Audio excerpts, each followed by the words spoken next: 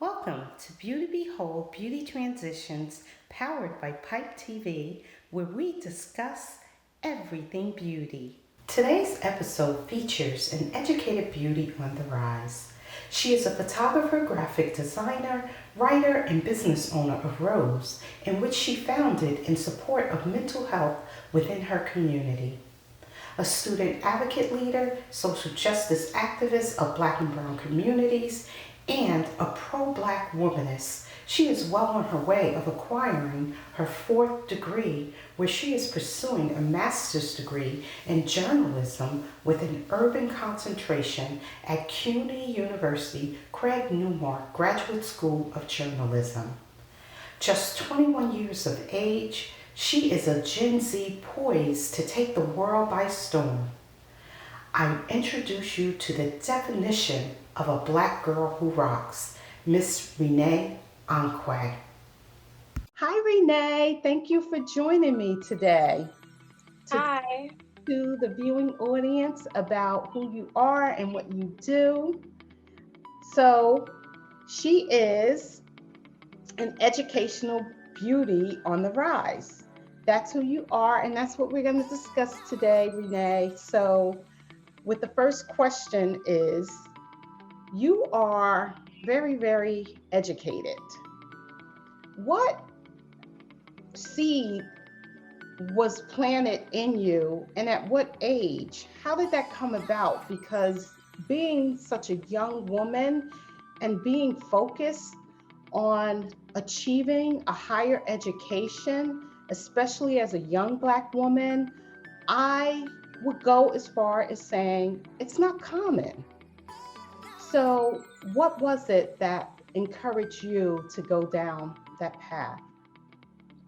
I would say that it was really seeing my mom further her education. I would say for a majority of the time that I was in school, my mom was also in school, which was inspirational to me because I would see her getting degree after degree and always furthering her education. So that's when the seed was planted. I'll say education was very important to me since I was in my younger grades. I even pushed myself to do an essay contest when I was in kindergarten, and I wrote about wanting to be a teacher.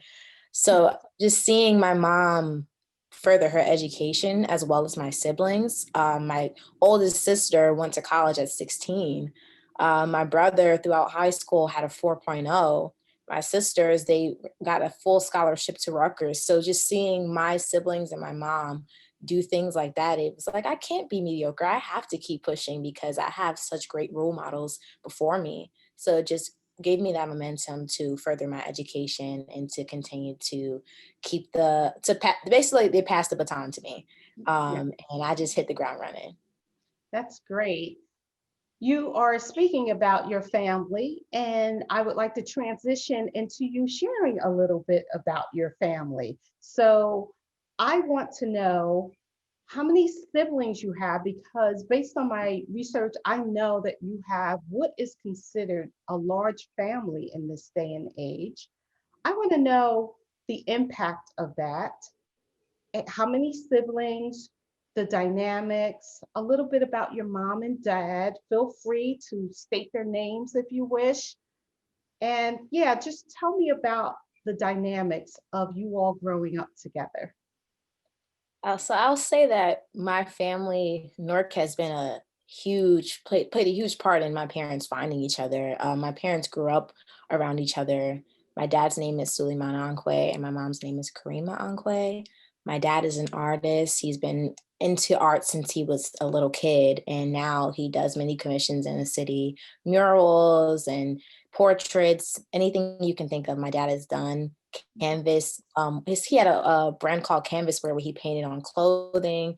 So he's really been deep into the arts for a very long time. My mom has been a teacher for longer than I was born. Her teaching career extends past 20 years. And she's really educated a lot of people, a lot of students in Newark. A lot of times people come up to me and they're like, "Oh, I know your mom. She taught me when I was," it's pretty Yeah. cool to see how she was able to play such a huge role in other people's lives and still played a huge role in her kids' lives. And I have five siblings, and I'm the fifth child. Mhm, I was the youngest for about 12 years, and then I was blessed with a little sister.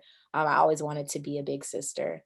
And mhm, I will say something that played a huge role in my life is family. We've always been very close. mhm. Anytime I feel like my best friends are really my family. I can always come to them when something's going on, or they're the ones that's always cheering me on. So that has always made me feel like I was never alone, which Mhm. is beautiful. Because I know a lot of people, they don't really have that support, but I can always count on my family to be there for me. Yeah, that's wonderful.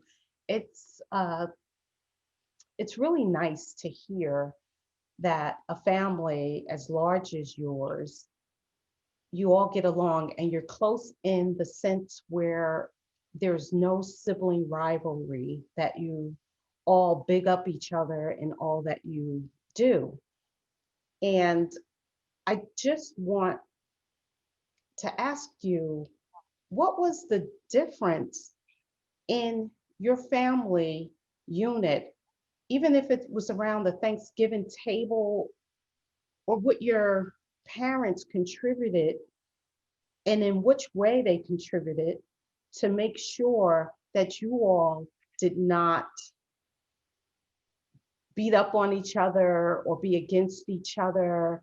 What would you say was the element that existed in your environment growing up? I would say something that helped us to all be close was that we would always have like family trips, or just even on the holidays, we still all come together. It was just like anytime that we could come together as a family, we would.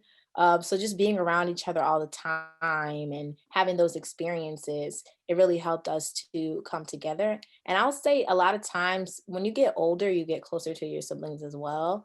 Because while we were young, we were close to each other, but as we got older, I feel like our relationships strengthened. And we were able to see like the accomplishments that each other was making, and being able to cheer each other on, and just seeing our family grow has also made us become closer. So I would say that definitely our parents influenced in us that we needed to stick together, because the most important thing in your life is your family. They're an extension for sure. And I just think that's beautiful. And I'm hoping that the viewing audience grasps what you're saying, because there's so much strife in the world. And sometimes it's rooted in the family Mm. and it's unhealthy, and it doesn't support elevating each other as a unit, not only within the family realm, but in the world in general. So I'm really happy that you guys have that. So moving on, I want to ask you a question about Lincoln University. So you're an alumni of Lincoln University. Can you share what made you go to the school, why you made that choice, some of what you did at the school, some of your highest achievements, involvement? Take the floor and paint us a picture of that journey from decision through going, your successes. If there was anything that was not so great, good, bad, or indifferent, share it. And also share how you overcame it for someone who may be listening in right now.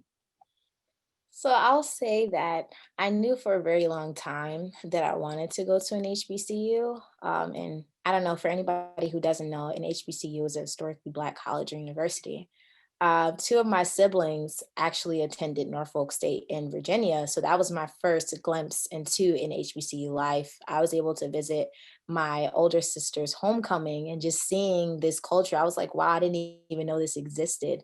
And seeing how family oriented those spaces were, I was like, that's something I definitely want to experience. And around the time when I was in my senior year, I was able to visit different schools. And I was leaning towards a lot of different schools, but once I visited Lincoln, I was like, this is really a close knit environment. And I don't really think that I wanted to attend a large university. I feel like smaller class sizes and being able to really know my classmates and my campus was really important to me. And that's why I decided to choose Lincoln. Also, when I visited, a lot of the guidance counselors and just a lot of the different people that worked there were like, oh yeah, we'll definitely look out for you. And it was just like, they didn't even know me and they were like, we got you. And that was something that I really appreciated. It just was a different experience. And so that was when I decided that I wanted to attend Lincoln. And actually going to Lincoln, I still didn't know what I would be experiencing. It was just a glimpse, but actually being there was a really great experience for me. Within my first year, I was able to join the media team, and during that time, I was able to record the inauguration of our first alumni president, who was a woman, a Black woman at that. And Oh, just being able to be there was just amazing. And being able to record that was also a great experience for me. And I was able to do that within my first few months of being there. And that's another thing that I will say. There were opportunities that were always available. They were always trying to help us grow stronger in whatever it was that we wanted to do. And I really appreciated that as well. mhm. Also within my first year, I was able to study abroad, which was a great experience. I didn't even think would happen. It actually is a funny story. They were having passport day where they were allowing us to get our passports for free, which is also another great opportunity. Mhm. And one of the professors, she said to me, would you like to go to Egypt? And I was like, yes, I would love to go to Egypt. And so she was like, okay, this is all the information that you'll need. You have to get your passport today. And I was like, okay, well, I'm gonna do this. And so it was really just like a in the moment thing. If I wasn't there, I wouldn't have had that experience. Mhm. So then I was able to study abroad in Egypt for 2 weeks, and that was one of the best experiences I've ever had. I went inside of a pyramid. I was able to sail on the Nile River. It was just an amazing experience, and I'll always be appreciative of that. Being able to do that within my first year was just great. I also was able to land on my birthday, which was amazing. Mhm. So it was just a great experience. You And actually throughout flew and landed on abroad my on your birthday, birthday. yes, it was the best birthday gift, I honestly. know, it was meant to be for Yeah. sure. Can Uh, you continue? But I want to just preface you to speak about what your study was. Make sure you share what it was that you studied in Lincoln University during your time there. okay, so it's actually pretty interesting. When I first came in, I was undecided because I was like, I have so many things that I like to do. I don't really think I can choose one. But I knew that I really liked to take pictures. I love photography, and I Mhm. also knew I liked writing. So I was like, okay, let me try to find something that will be my happy medium. Right. And I found that in photojournalism, and that Oh. inspired me to major in mass communications. But Mhm. then I was like, okay, I'll just keep English as my minor. And then Mhm. I was like, well, actually, I like English a lot. So I ended up making that my second major. Mhm. Wow. Excellent. And that was what I studied during my time. Yeah, it was pretty cool to have both of those worlds, even though I had to switch between. Sometimes I had to turn off like this button because it was different formats and everything for those. But I knew that those were two things that I really wanted to do and that will Mhm. benefit each other. So I enjoyed that. Mhm. Also, during my time at Lincoln, something that I did that I didn't think I would ever do was be in a pageant. Really? Yes, it's crazy because the reason behind that was that I really wanted to build my confidence. I was a very shy person, didn't really talk out much. And I was like, okay, well, this is something that would help me build my confidence. I didn't even go into it thinking about winning. I went into it thinking about what it could do to help me grow into a better speaker, a better public speaker, a Mhm. more confident and poised person. And from that, I was able to learn so much and build so many connections. And it was the Miss Black and Gold pageant, which is a part of Alpha Phi Alpha Fraternity Incorporated's platform, basically. So it's basically being the queen of their organization. And I was Oh, able that's to, wonderful. yeah, I was able to win, and that was an amazing experience because I didn't think that that was going to happen. It wasn't that I didn't believe in myself, but it was just that I was surrounded by so many wonderful women who were in the pageant. And I was just like, any of us could win, but I just Right. didn't really think that it would be me. And it was a great experience because it allowed me to meet a lot of different people. Because from that pageant, I was able to go to the district level and Mhm. compete in that as well. And I would say that that helped me to be able to gain more confidence in what I was saying and just not really overthinking everything that I would say because I think that I tend to do that a lot. But in pageants, you really can't do that. You have to just answer the question or show your talent. It's really up to you. The spotlight is on you. And that also pushed me to engage in more organizations on campus. I Mhm. became a member of the National Council of Negro Women, which I was really happy about that because it was just building connections with strong Black women. And it was just an amazing environment being able to be a part of that. And from that, I was also able to perform one of my poetry pieces at the anniversary of the National Council of Negro Women for the Philly section. And that was just really, really cool being able to meet all of those wonderful women. And they were just so supportive of me without even knowing me personally. But they just was like, oh, hi, in sister, because that's what we call each other. And just like having that connection with women and just being able to be accepted and taking in as family was very, very beautiful.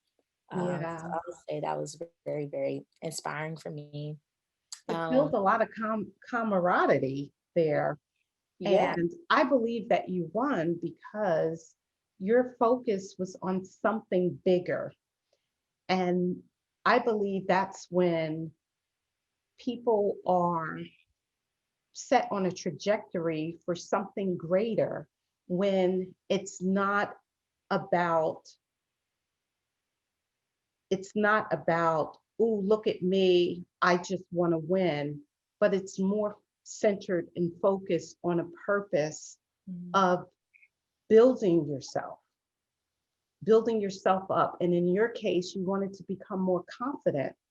And look at the reward. You actually won. you know? Yeah. So you not only became confident, but it opened so many other doors for you and set you on a trajectory to be the individual that you are true to yourself. That's what it did for you. So I think that that's fantastic, and I hope that the viewing audience is getting something from that. So I'm really sorry to interrupt if you have more to talk about in that arena. Yeah. Particularly, you mentioned about being involved in the program, uh, National Council of Negro Women, and also the National Association for Advancement of Color People. And you are involved in so many more things as a result of the things that you've done in your undergrad. So I think that this is really, really important because you're the future. And a lot of individuals don't understand how we can make a difference. And so I want to hear it from you. What was your driving force to get involved in that way? I know part of it was that you had this great confidence in yourself, but what else was it? What was the key things that you wanted to achieve by getting involved? So something that's always been very, very important to me is helping people. I really, really love helping people. And that was the driving force of me joining these organizations because of the community service that they do and how much they engage with their community. And so that's something that really intrigued me, and I was like, how can I get involved in this and be able to do that in my own communities? So although I joined those sectors on campus, there are still outside chapters that you can be involved in, and that was something that really intrigued me because I was like, I can carry this on to when I'm an adult and be engaged in my community. So recently, I've also reached out to the NORC section of the NAACP because I want to get involved in my community as well. And just being able to see how those different organizations engage with their community, just giving back is very, very important to me. And I Mhm. think that's also what inspired me to create my own organization about engaging with people about mental health. And I would say that seeing the amount of work that was done in other organizations encouraged me to create my own to help other people. And so I would say that would be my biggest driving force is what can I do for others more than what can I do for myself. And that's wonderful. You mentioned about your business, and I want you to share what that business is, the name, the meaning behind the name, the purpose, and where you see it going in the future. So I would say this kind of intertwines with what you were asking me about the struggles that I dealt with while I was on campus. And while I was on campus, I was struggling with depression and anxiety, and I think that had a lot to do with me being away from home. And a lot of college students deal with depression and anxiety because it's a huge step, and then you're not around the people that you already know. You have to meet new people, so that can cause a lot of anxiety, and that's something that I experienced. But also at the time, I really wanted to run for Miss Lincoln. So I said, okay, I know that this is a rough time for me, but I can also use this to build a platform to help other people who may be experiencing what I'm experiencing. And from that birthed ROSE, which is an acronym that I created, which is a step by step plan for dealing with mental health issues. And ROSE stands for, well, it's an acronym. So R stands for realize that there's a problem. O stands for organize a plan to solve it. S stands for seek help. And E stands for educate others about mental health. And it was just something that came to me because I was writing my platform out and I was like, well, I want to talk about mental health because that's not something that's talked about a lot in communities, marginalized communities, especially. And then we don't have as much resources to mental health resources. We don't have sit-in therapy is very expensive. And not everybody is able to afford it, but everybody should be able to have something that they can use to um, build positive mental health because that's very, very hard, especially when you're doing it completely on your own. And I Mhm. wanted a lot of people to know that they're not alone in that. And Yeah. so from that platform, it was crazy because I didn't even foresee it being an organization. It took about an entire year later for me to actually turn it into an organization. Mhm. Um, During the pandemic, I was like, a lot of people could probably use this right now. Yeah. Um, because a lot of people are at home alone, or even if they are with their family, it could be sometimes draining to not be able to have a space to themselves. So I thought about it and I was just like, this probably is a really great time for me to bring Rose to other people. And from that, I decided to turn it into an organization.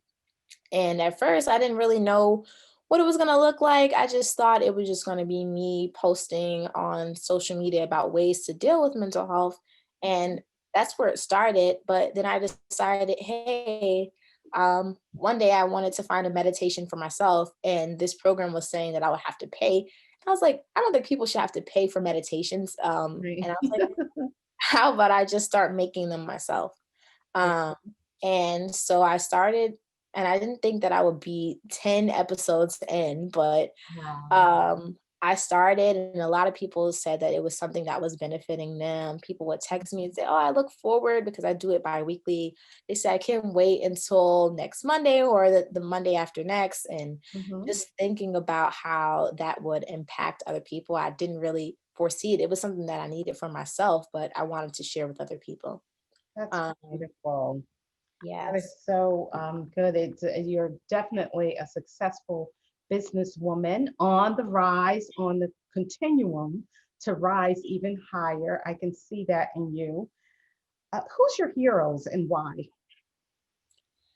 I'll say I'm surrounded by my heroes, which is beautiful because anytime that I feel like I can't do something, I see my family. I would say my family are my biggest heroes, especially like looking at my mom, looking at my dad, looking at my brother, looking at my sisters, just doing so many brilliant things. Also, my grandma, like just Yeah. doing all of these amazing things and not giving up even when things get hard. It inspires me to keep going. And also, I'll say in like as far as celebrities, I would say one of my biggest influences is Issa Rae, because I feel like she's effortlessly herself all the time. And Absolutely. that's something that I aspire to be, because Yeah. it's very hard to be yourself when people can be really judgmental and things like that, but she's always herself. And I think that's why for my pageant, I decided to, play as if I was her, because she's the awkward Black girl. And I feel like in some regards I can be awkward as well. But she still is herself, and she walks into the room with such confidence and grace. And that's something that is very inspirational to me as well. Yeah. So, what keeps you grounded and what keeps you being your authentic self? I know that your heroes or your mentorships with other folks is part of that, but what would you say is the number one thing that keeps you grounded and authentic? I would say the biggest thing that keeps me grounded is my faith. Um, a lot of times I'm like, I can't do this, I can't do this. And then I'll see something, or like this, like a sign or something. And it's probably like a Bible verse or just something that somebody around me says. And I really believe that that signs from God, that I am where I'm supposed to be. And that keeps me going a lot of times, because I'm not going to say it's easy every day to operate multiple organizations and be in school. But when I think about, I feel like I have a higher purpose, and I can't really just abandon that, because if that was God given, and it would be very, very um, kind of ungrateful of me to not, fulfill the purpose that he's given me. So I think about that a lot, and I'm like, well, this is something that was grounded in me and was put inside of me. So I have to, and I feel that urge sometimes, I'm like, I really want to do this, but I'm like, I might be a little scared, I might be a little fearful, but that I'll keep hearing in the back of my mind, I really need to do this. And then that's like the reminder that I have to do this. This is something that I really need to do. So I'll say faith and just listening to my intuition as well are things that keep me grounded. Okay. Well, we're coming to an end. I want you to share your social media platforms. I want to thank you so much for joining me. You're welcome. The information that you put forth is wonderful, and I really, really hope that the viewing audience have appreciated it as much as me. So take some time to give your social media platforms. Okay. So on Instagram, you can find me, well, you can find reopho Rose at REOPHO period ROSE. And that's where you can find like my meditations, my anxiety quiz, and everything about reopho Rose. My personal Instagram is at REOXO. On Facebook, you can find me at Renee Onque, which is RENEEONQUE. Okay, you heard it here. Renee Onque, I'm so thankful for you being here today. And for the viewing audience, stay beautiful. Bye. Bye.